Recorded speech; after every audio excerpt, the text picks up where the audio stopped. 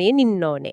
හරි. කලින් කතා කරපු යුනික් ටෙක්නොලොජිස් තමයි. එතකොට නයිට් ෂේඩ්, ෂාඩින්, චේන් ඇබ්ස්ට්‍රැක්ෂන් සහ අර AI ඉන්ටිග්‍රේෂන් පොටෙන්ෂල් එක. දැන් බලමු ඉකෝසිස්ටම් එක ගැන. මොනවද නිය උඩ දුවන ප්‍රොජෙක්ට්ස්?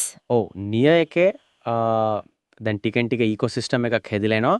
උදාහරණ කීපයක් ගත්තොත් ඔව් නිය එකේ දැන් ටිකෙන් ටික ඉකෝසිස්ටම් එකක් හැදිලා එනවා. උදාහරණ කීපයක් ගත්තොත් Mint Base කියලා NFT platform එකක් තියෙනවා. ඔව් නිය එකේ දැන් ටිකෙන් ටික ඉකෝසිස්ටම් එකක් හැදිලා එනවා.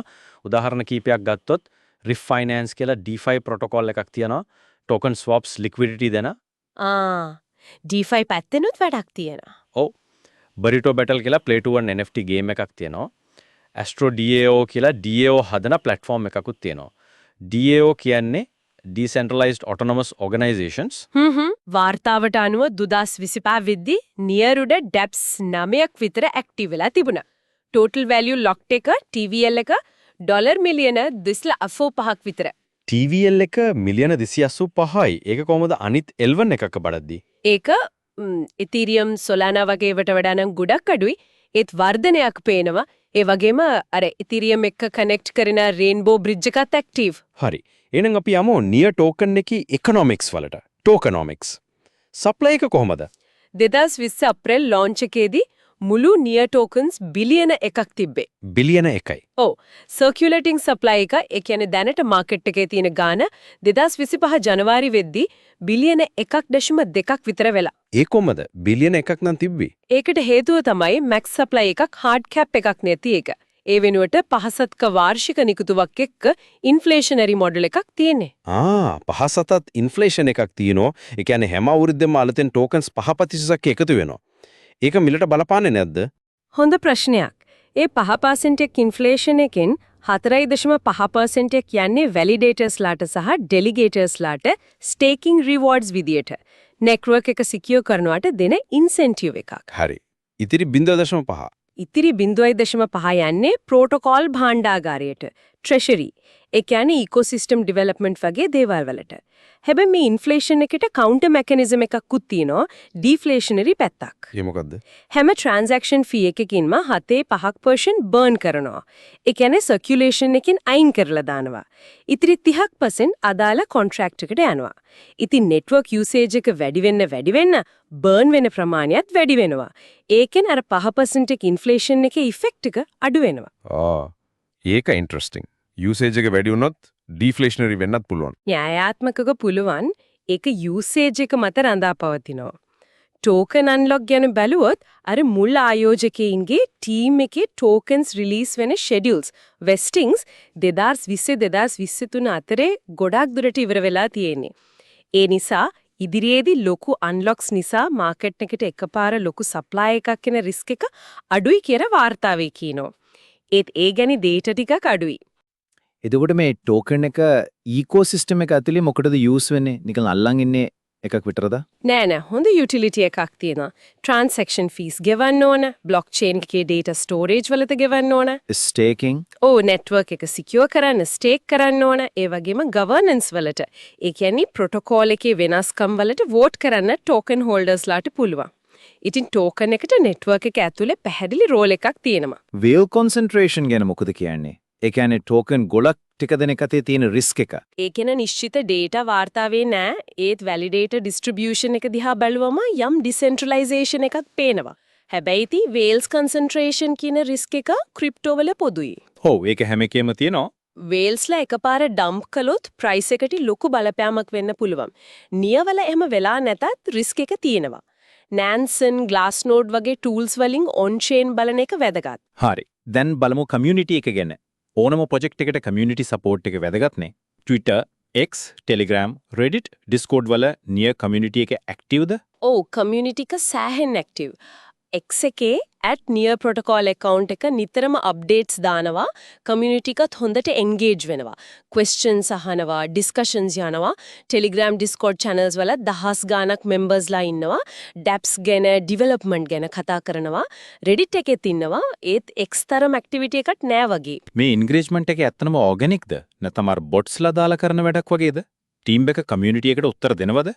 පේන විදිහට නම් ගොඩක් දුරට ඕගැනික් ටෙක්නිකල් ඩිස්කෂන්ස් යනවා ඩැප්ස් යූස් කරලා එක්ස්පීරියන්සස් ෂෙයා කරනවා ඇත්ත ක්‍රිප්ටෝ වල බොට් ඇක්ටිවිටි තියෙනවා ඒත් නිය එකේ එන්ගේජ්මන්ට් එක ජෙනියුයින් වගේ පේන්නේ ටීම් එකත් හරි රිස්පොන්සිව් එක්ස් ඩිස්කෝඩ් ටෙලිග්‍රෑම් වල අප්ඩේට්ස් දෙනවා ප්‍රශ්න වලට උත්තර දෙනවා අර 2022 ඕරෝරා වල්නරබිලිටි එක වෙලාවෙ ඉක්මනට රියැක්ට් කරලා ෆික්ස් කරපු එක හොඳ එක්සැම්පල් එකක් එයාලා කමියුනිටි එකට සවන් දෙනවා කියන එකට හොඳයි. දැන් බලමු ඇඩොප්ෂන් සහ පාර්ට්නර්ෂිප්ස්. ඇත්ත ලෝකේ යූස් කේසස් මොනවද තියෙන්නේ? කීපයක් තියෙනවා. D5 වල අර රිෆයිනෑන්ස් එක පාවිච්චි වෙනවා ටෝකන් ස්වොප්ස් ලික්විඩිටි වලට. NFT පැත්තෙන් Mint Pace එක ජනප්‍රියයි. ගේමින් පැත්තෙන් Burrito Battle වගේ play to earn games තියෙනවා. යාලා නියර් එකේ අඩු ෆීස් ස්පීඩ් වලින් බෙනිෆිට් ගන්නවා. AI ගැනත් කිව්ව නේද? ඔව් AI ඉන්ටිග්‍රේෂන් පැත්තටත් දැන් අවධානය යොමු කරලා decentralized AI systems open source AI models හදනවා. ඒක තාම ටිකක් early stage එකේ තියෙන්නේ. පාර්ට්නර්ෂිප්ස්. මොනවද ලොකු පාර්ට්නර්ෂිප්ස්? Polygon Labs එක්ක 2023 ZK ඩෙවලොප් කරන්න එකතු වුණා. ඒක ඩෙවලොපර්ලාට වැදගත්. 2022 Binance Custody එක නියර් සපෝට් කරන්න පටන් ගත්තා. ඒක ඉන්ස්ටිටියුෂනල් ඇඩොප්ෂන් වලට උදව්වක්. Proximity Labs එකෙන් 2021 ඩොලර් මිලියන 350ක ෆන්ඩින්ග් එකක් දුන්න නියර් ඉකෝසිස්ටම් එක ස්කේල් කරන්න. එතකොට ඇත්තටම ඇඩොප්ෂන් එක ඒ කියන්නේ පාවිච්චිය වැඩි වෙනවද? යූසර්ස්ලා ඩෙවලොපර්ස්ලා එනවද? වාර්තාවේ ඩේටා අනුව ඔව්. යූසර්ස්ලා පැත්තෙන් 2022 මාර්ච් වෙද්දී ඩේලි ට්‍රාන්සැක්ෂන්ස් 30 ගුණයකින් වැඩි වෙලා මිලියන 100 පැනලා තිබුණා. 2024 වෙද්දී වොලට් ගාන 4 ගුණයකින් වැඩි වෙලා කියලාත් කියනවා. ඩෙවලොපර්ලා පැත්තෙනුත් growth එකක් තියෙනවා. 2024 වෙද්දී active developers 2500ක් වඩා ඉඳලා තියෙනවා. GitHub activity එක high. අර Binance Labs වලින් support ලැබුණු Sender Labs වගේ projects වලින් developer adoption එක පේනවා. ඒ කියන්නේ traction එකක් තියෙනවා. හරි. එළොන් දැන් අපි අනිත් පැත්ත බලමු. risks සහ red flags. මොනවද මේ project එකේ තියෙන පුරුවම් ප්‍රශ්න? එකින් එක යමු. team එක anonymousද? මතභේදිය තියෙනවද? යා ටීම් එක anonymous නෙමෙයි. ඉලියා ඇලෙක්සැන්ඩර් දෙන්නගෙම public profiles තියෙනවා. මතභේද වාර්තා වෙලා නැහැ. ඒ පැත්තෙන් red flag එකක් නැහැ. audits. security අඩුපාඩු. bug bounty program එකක් තියෙනවා. අර Aurora vulnerability එක fix කළා. ඒක positive. හැබැයි කලිනුත් කිව්වා වගේ අර chain abstraction වගේ දේවල් එක්ක අලුත් risks එන්න පුරවන්. ඒ නිසා continuous audits security focus එක අවශ්‍යයි. ලොකු breach එකක් වෙලා නැහැ. ඒත් cross chain වල risk එකක් නිකරම තියෙනවා. broken dumping. සැකකටයුතු price movements. near price එක volatile. ඒක ක්‍රිප්ටෝ වල සාමාන්‍ය දෙයක්. 2022 දී $20 පැනලා 2025 මුල $3 to $7 අතර තිබ්බේ. මේක market trends එක යනවා වගේ පේන්නේ. dumping එකක් වගේ specific pattern එකක් පේන්නේ නැහැ. හැබැයි අර කලින් කිව්ව දේ වැදගත්. TVL ratio එක. ඔව් 2025 April වල TVL ratio එක 22.2යි. ඒකෙන් කියවෙන්නේ market cap එක TVL එකට සාපේක්ෂව ගොඩක් ඉහළයි කියන එක. ඒ කියන්නේ overvalued වෙන්න පුළුවන් කියන එකද? ඒක interpretation එකක්. අනාගතය ගැන ලොකු බලාපොරොත්තුවක් නිසා වෙන්නත් පුළුවන්. ඒත් එකම overvaluation risk එකක් price correction risk එකක් තියෙනවා කියන එකත් ඒකෙන් signal වෙනවා. ඒ metric එක watch කරන්න ඕනේ. liquidity exchanges වලින් release කරලා තියනවද? නෑ liquidity හොඳයි. Binance, Coinbase, Kraken, Huobi වගේ top exchanges හැම එකකම වගේ තියෙනවා.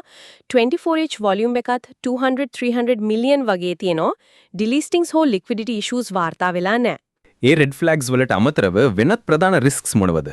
ප්‍රධානම risk එක තමයි competition. Ethereum, Solana, Avalanche මේ L1 giants ලැක්ක තමයි හැප්පෙන්න වෙන්නේ. එයාලගෙන් differentiate වෙන්න බැරි වුණොත් adoption එක අඩු වෙන්න පුළුවන්. ඒක ලොකු challenge එකක්. අනිත් එක regulatory uncertainty. crypto regulations ලෝකේ තාම පැහැදිලි නෑනේ. ඒක නියවලට විතරක් නෙවෙයි හැමෝටම බලපාන risk එකක්. ඉතින් මේ competition එකයි regulations නේ තමයි දිගු කාලීන පැවැත්මට ලොකුම challenges. හරි. එහෙනම් අපි මේ කතා කරපු ඔක්කොම එකතු කරලා අර මුල් ප්‍රශ්නෙට එමු. මේ විශ්ලේෂණ වාර්තාව අනුව නියා ප්‍රොටෝකෝල් එක දිගු කාලීනව සාර්ථක වෙන්න ඉඩ තියෙනවාද? මොකද ෆයිනල් වර්ඩික්ට් එක වගේ. වාර්තාවේ සමස්ත කන්ක්ලූෂන් එක තමයි නියා ප්‍රොටෝකෝල් එකට long term success එකට හොඳ potential එකක් තියෙනවා කියන එක. ඒකට හේතු විදියට ඇල highlight කරන්නේ අර නව්‍ය තාක්ෂණය, Nightshade, chain abstraction, AI integration. අන්න හරි AI integration එක තාම prove වෙලා නැහැ. ඉතින් වාර්තාවේ recommendation එක වෙන්නේ moderate to high risk tolerance එකක් තියෙන investors ලට near protocol එක consider කරන්න පුළුවන් කියන එක. technology development growing ecosystem නිසා L1s අතරේ හොඳ option එකක් වෙන්න පුළුවන්. ප්‍රයිස් ප්‍රෙඩික්ෂන්ස් ගැන මොන හරි තිබ්බද? 2030 වෙද්දී 12.6ක් සහ 73ක් අතර රේන්ජ් එකක් ගැන ප්‍රෙඩික්ෂන්ස් තියෙනවා. ඒ වයින් යම් ඔප්ටිමිසම් එකක් පේනවා. ඒත් ඉතින් ක්‍රිප්ටෝ ප්‍රෙඩික්ෂන්ස් කියන්නේ ගොඩක් අන්සර්ටන් දේවල්.